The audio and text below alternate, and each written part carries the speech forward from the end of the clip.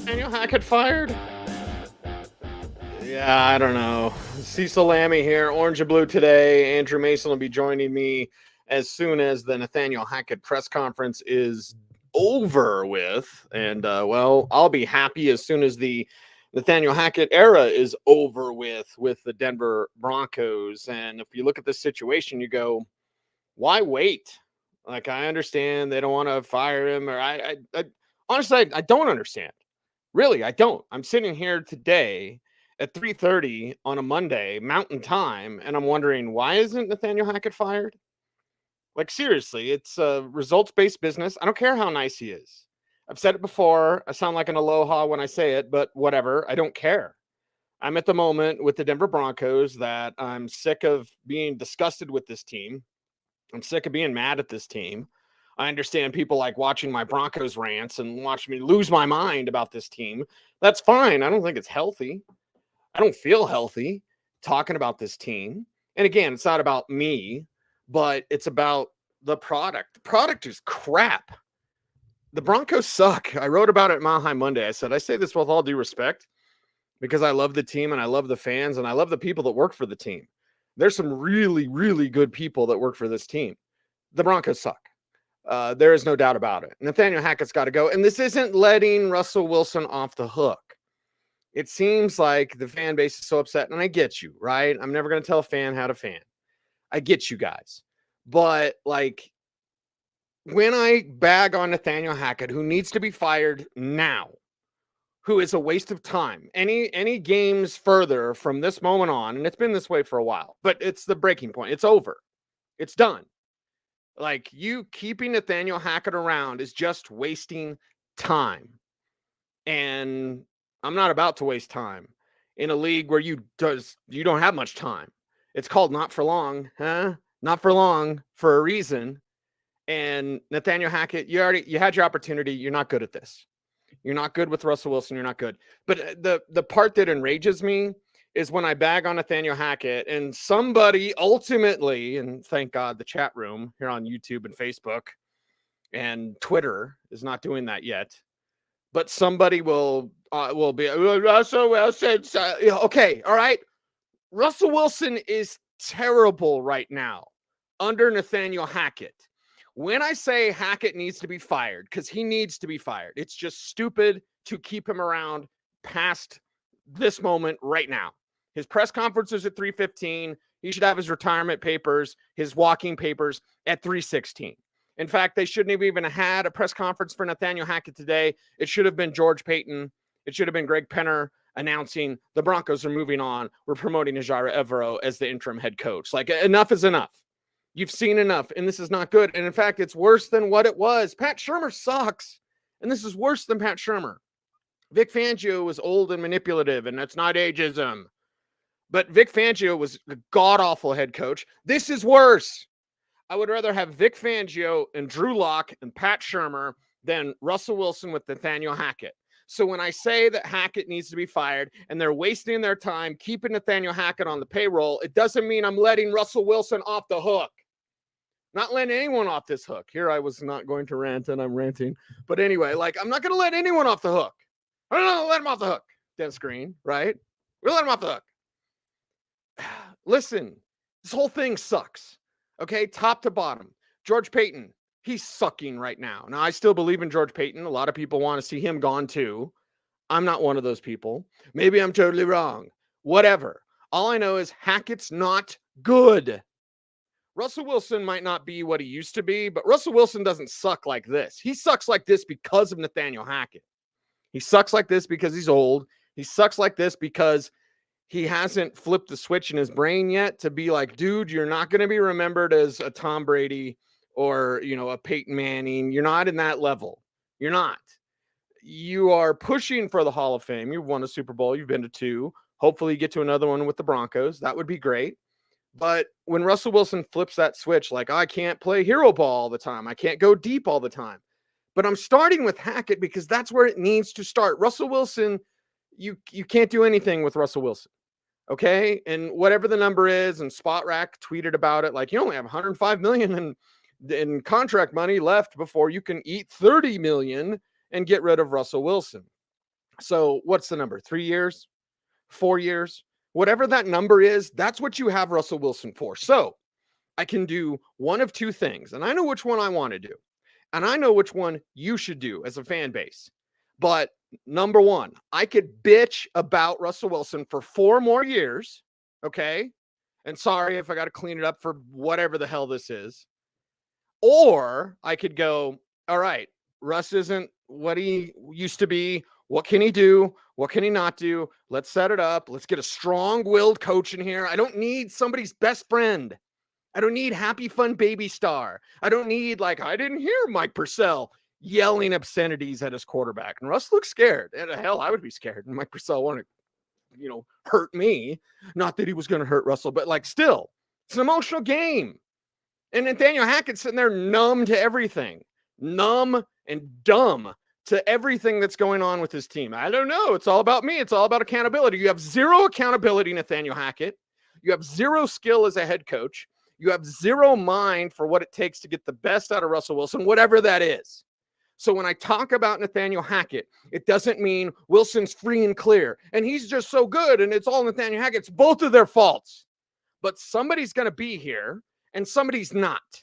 And I don't know why Hackett is here past right now. This is stupid. This is asinine. For this team to be doing this and to continue on, it is a waste of time. And I am yelling and screaming, and I'm making Andrew Mason wait. So, Mace, I apologize. I promised I wouldn't rant. And then I started the show ranting because I don't know why Hackett's not fired right now. And again, nobody's happy about this, Mace. And nobody's letting Russell Wilson off the hook, but you are absolutely wasting time. And Peter King already reported, like, he's going to be fired at the end of the year, but not right now. And I'd be totally surprised. Why not right now? Why not right now? Okay. All right. Well, you're not going to want to hear this, but I'll tell you why they're not going to do it right now. There's, couple of layers to this. Number one is you don't want to be perceived by future coaching candidates as that kind of organization that has an overly quick trigger finger. And literally, you look at the coaches who've been fired in or have left under pressure before the end of their first season since the AFL NFL merger. You look at Urban Meyer last year. There was all sorts of malfeasance. I mean, he's kicking players. He's arguing with staff. He's not flying back home with the team after a loss. You've got Bobby Petrino, who walks out, leaves a note in every Falcons locker back in 2007. Dear John. And yeah, exactly, to go call the Hogs in Fayetteville, Arkansas. You've got Pete McCauley in 1978 with the 49ers. And if you go back, I went and kind of dove into that a little bit recently. You had a very impetuous general manager named Joe Thomas, who was basically trying to save his own rear end by firing McCauley 9 games into a disastrous 49ers season. And then the other was Lou Holtz, who kind of like Bobby Petrino, just wasn't cut out for the pro game, although he at least didn't leave notes in the locker. The point being, for a coach to be fired in his first season, it's a fairly extraordinary step. And in all of those things, you had kind of, with Petrino and with Urban Meyer, you had extenuating circumstances. With McCauley, you had a GM who was just basically nuts at that point. That doesn't exist here with Nathaniel Hackett. Nathaniel Hackett is struggling as a head coach, but he's struggling in that relatively normal way, right? It's not like he's eviscerating players verbally. It's not like there's mistreatment of the staff or anything like that. So because of that, you've got George Payton, who is basically an NFL lifer, and he is the one primarily advising Greg Penner, Kerry Walton Penner, Rob Walton on this. Because of that, I really don't think you're going to see an in-season change here because of how extraordinary historically such an in-season change would be. And this, I know it feels bad right now, but this does not rise to that level. I'm gonna yell, Mace, and I'm not yelling at you, so don't think I'm mad at you because I'm not. Because I'm just mad. I'm sick of this team. I'm sick of this. You're sending a message. I know you don't want to send a message, and I understand the business of football, and I get it. But damn it, these fans have given up. These fans are like, go do something else. This Broncos team historically sucks. Like it's been worse than I can remember, and even in the '80s when it was bad.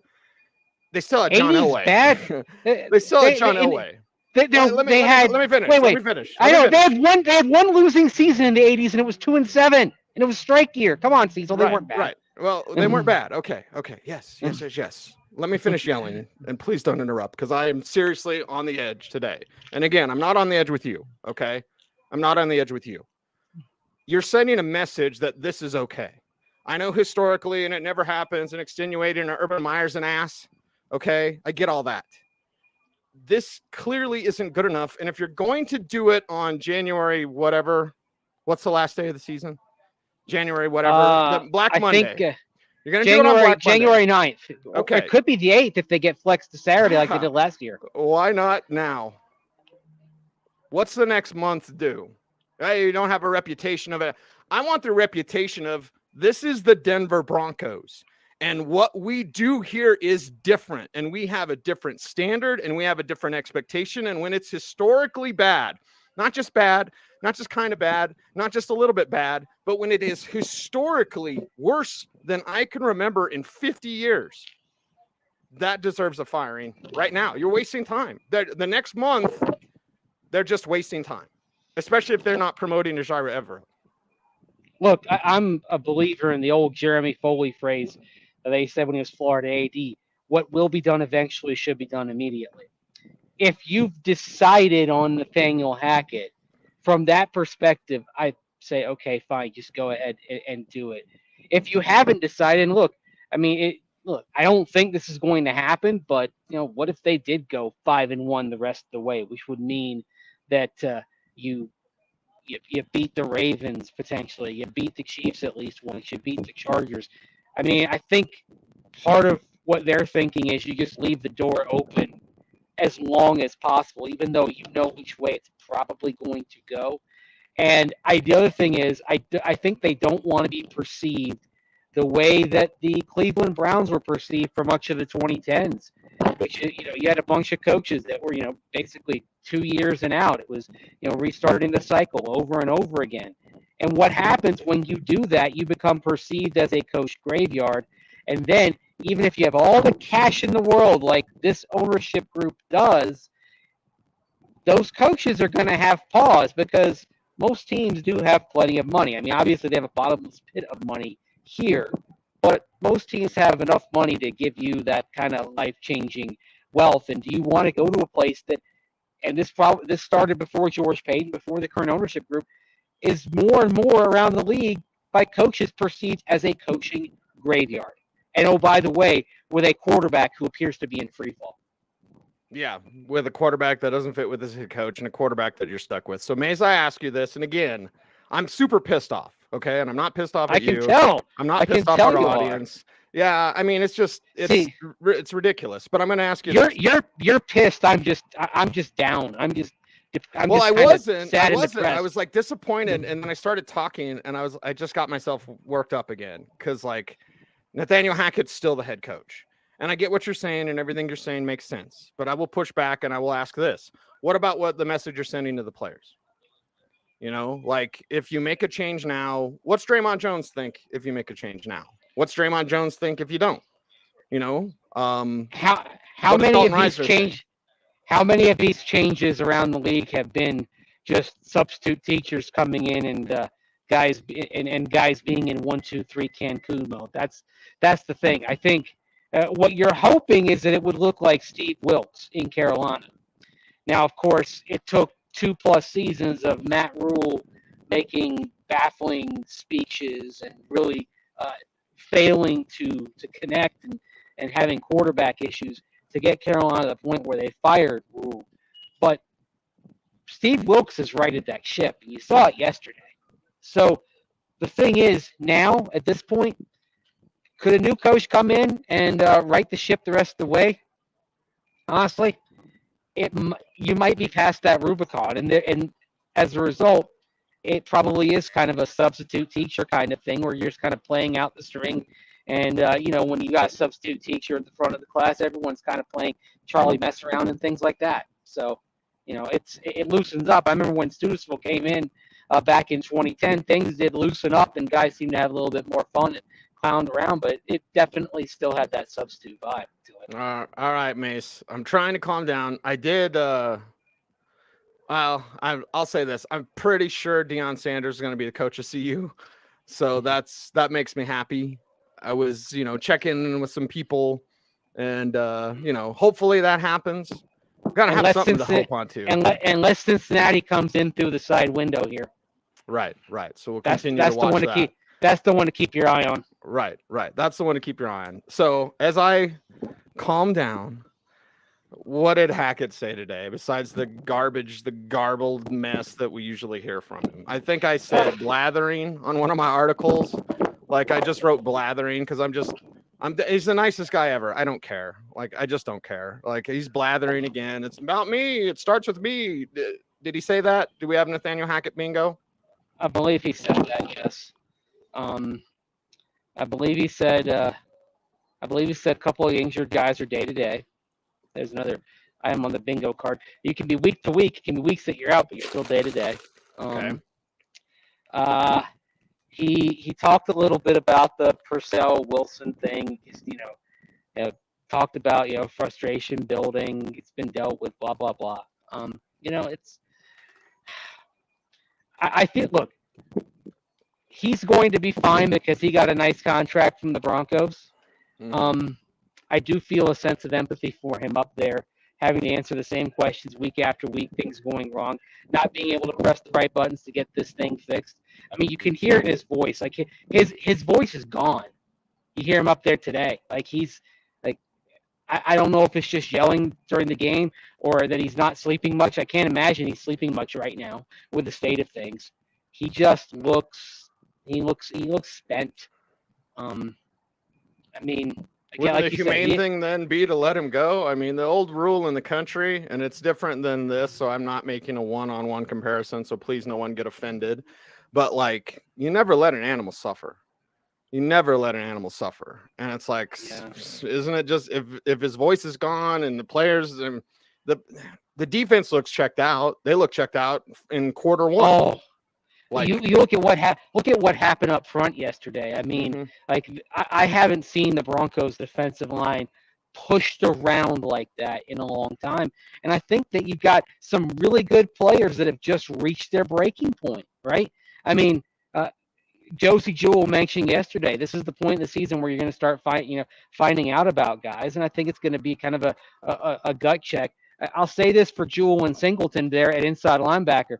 Those two probably saved a bunch of explosive runs because consistently Foreman and Herbert and Hubbard were getting to the second level and they weren't getting past the second level because Jewell and Singleton frankly had, if not touchdown saving tackles left and right, then explosive run saving tackles left and right. Look how often Hubbard and Foreman aren't getting touched for 5 yards. And they would end up with like 6 or 7 because they're met at the second level. But, yeah, it's been a long time since I've seen the Broncos get beat off the snap so consistently like that. And now you get to go against Baltimore next week. Oh, boy. Yeah. Baltimore and Kansas City the week after that. I mean, this is... They ain't going 5-1, baby. They ain't going 5-1. 1-5, maybe? I don't know. Yeah. I mean, functionally... The season's over. I mean, functionally, in terms of playoffs, the rest of the season, I think my game recaps may end up taking on a very different tone here because it should be the rest of the way about evaluation. It should be about evaluating which players are going to be part of the of things in the future here, figuring out who's in, who's out. Well, I wrote about it in Mile High Monday, Mace. Can you truly evaluate when the coaching's bad? You can evaluate effort. And you can evaluate individual skill. I mean, I'll just give you an example. Even though he is lobbying like a great center fielder, like in baseball, you trap it, you get the glove up, like I got it, right? And that's kind of what Kendall Hint was doing there. Kendall Hinton to me is somebody who should be a part of the team. Period. Yeah. Like, okay. Yeah. Mm-hmm. The effort is there, the energy is there. I'm looking for that. You can have guys that maybe make mistakes, but if I see effort, if I see willingness, and you do have some good teachers as position coaches on this staff. If I see guys getting better, like we've seen Damari Mathis generally get better, although yesterday was a rough a couple of times for him, but we've seen Damari Mathis get better. To me, he's a part of the team long term. He's you're deciding, okay, who's Mathis should start next year. Yeah, who's on the who's on the bus? We're gonna leave some people back at the depot. Who's on the bus going forward? Mathis is going to be on the bus going forward. If it were up to me, Kendall Hinton's on the bus going forward. Russell Wilson kind of has to be on the bus going forward, although I'm sure you may have seen the stuff on Over the Cap today, diving into the details of just how the Broncos could potentially get out of it. Russell Wilson's going to be the quarterback of this team next year. Now, by 2024, if Russell Wilson doesn't turn it around, and probably there'll be another coach trying to figure things out with Russ. If he hasn't turned it around, you probably are at a point where you're talking about moving on from him, and maybe you're looking at a Briggs year in 2024 to somebody that you drafted in 24. That is not off the table right now. The question is, who's going to be doing the drafting? Because if you have another season on the struggle bus, where does George Payton land on this? I mean, I think Payton's going to survive this, but in general, a GM usually gets 2 whiffs on coach, and that's it. And Hackett is going toward being whiff number 1. Yes, Fangio's not whiff number 1. No, he inherited him, and Fangio was part of the team of people that interviewed Payton, right? Right. He wasn't gonna fire Vic. Right. Okay, and I'm or he wasn't gonna fire Vic immediately. He was gonna wait. He was gonna let him coach out here. And the other thing is, with all respect to Vic, everyone knows what kind of brilliant defensive mind he is. So I can understand why he said, all right, let's see a year what happened. You know what? I can say this with some certainty. Last year's team was better coached than this year's team is. Last year's team was 6-5 at this point. 6-5. Teddy Bridgewater was performing much better than Russell Wilson is. So they played Cincinnati in a game where both were on the cusp of the playoffs. And Cincinnati made the Super Bowl. And they were leading in the second half at some point, right? Yeah. I think they were leading. So you had a team. You had 2 teams that were the same point, and then they went opposite directions from that moment. When Drew Lock handed the ball off to that Bengals player, that's when it was all downhill after that. I think wasn't the win probability at that point before that handoff something like 55% for the Broncos? Yeah, weren't they in the red zone when he handed the ball off? Yeah. Yes. And alas, that's how it worked. But all of a sudden, Vic Fangio and Pat Shurmur, those fellas don't look so bad, do they? I mean, and let's get into special teams as well. I mean, Dwayne Stukes didn't start the fire, no doubt, but it's not being doused. Did you just go Billy Joel on me? I did. Yes, I did. But you look yesterday. Trucks all day. Okay. Why are they? Yeah, and then they get Montreal, Washington. All this work on offense. Virgil gets in there, and then Virgil gets in on kickoffs and he fumbles it. You had 2 good plays on special teams, really, and Waitman had some nice punts. It's ironic that Waitman's worst punt actually turned out to have the best result because it was a low line drive and it got muffed. Blackshear was looking directly into the sun, and it was Broncos' ball. He didn't really have a good read on it, but you had a great play that happened out of sheer luck. It was disaster becoming something wonderful, and then you have the onside kickoff, which, as we know, is basically random. But you had the fumble on the kickoff. You had 2 penalties on a single kickoff return, and then of course Mike Purcell with the personal foul after the field goal. I mean, what do you do? What are you doing in that phase there? That's why yesterday, Cecil, I said yesterday's loss was a 3-phaser, right? I know everyone's furious about the offense and it remained inefficient, but It wasn't just on them. Defense was bad. Special teams was bad. Everything was bad. Everything was bad. Even Pat Surtain was getting burnt yesterday. Okay, I mean, your best player had a rough day, a second consecutive rough day. That's just where you are right now. Hey, whose fault was it? The easy and obvious but correct answer is everyone was at fault yesterday, from the coaches on down. And now you're going off to Baltimore. This is, oh man. Mace's not letting anyone off the hook. No, and no one should be left off the hook after that. It was an atrocious performance all around. I mean, really, 23-10, even 23-3 would have been a flattering scoreline. That could have easily that was a good tackle away from being 30-3. And it felt more like a 30-3 type of game than 23-3 or 23-10. To be honest, it did. Even when it was 10-3, it didn't feel close early in the third quarter. And of course, then it got to 17-3. And it's like there's no way they're coming back. That's the thing. At 17-3 in the third quarter, you'd still have a little bit of hope. Most teams, right? This team's down 17-3, and you're doing the math, and you're like, oh, they've got 2 touchdowns in the last 10 quarters. Yeah, right. They're going to have 2 touchdowns in the next 22 and a half minutes. Give me a break. I mean, that's where we are right now. That's a wrap for Orange and Blue today, everybody. I'll be better tomorrow. Mace, I apologize for yelling. I don't know if I yelled, but I can't remember. I kind of just blacked out there. I'm just so mad. Yeah. I'm so mad at this team. Well, I was trying to interject because I thought you were like going in a wrong direction there, and you're like, you gave me the let me finish. Let me finish.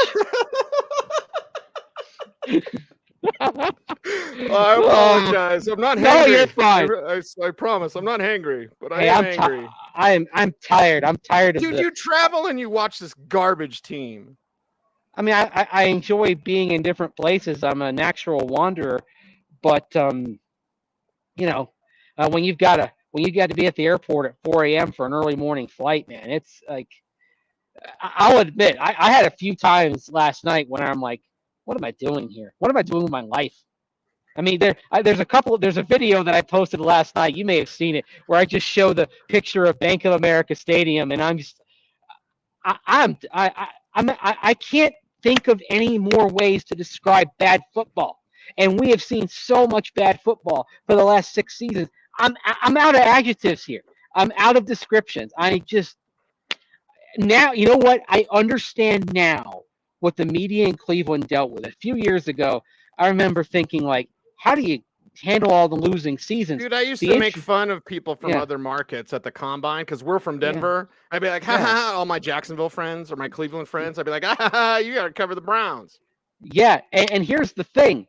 One thing I learned from a couple of people in the Cleveland media was that their calendar ends up being different. Like, when a lot of the league is ramping up and playing big-time December football, the interest is going down in December, and then it comes back up when you start getting into the Senior Bowl and the Combine and all that. And that's really where it feels like it's going to be. This is going to be a long December. Interest is definitely going to drop unless the Broncos do something completely unexpected here in the next couple of weeks. And it'll probably be ramping back up in January when we're talking about a coaching search, and then talking about who are the Broncos going to pick in the draft. You know, it's the calendar is different when you chronicle a bad team. That's where we are. Okay, he's Andrew Mason. I'm Cecil Lammey. We'll get there. We'll get there. It's Orange and Blue today. Everyone out there, be safe, be kind, know that you are appreciated. Stay tuned. And as always, please stay frosty.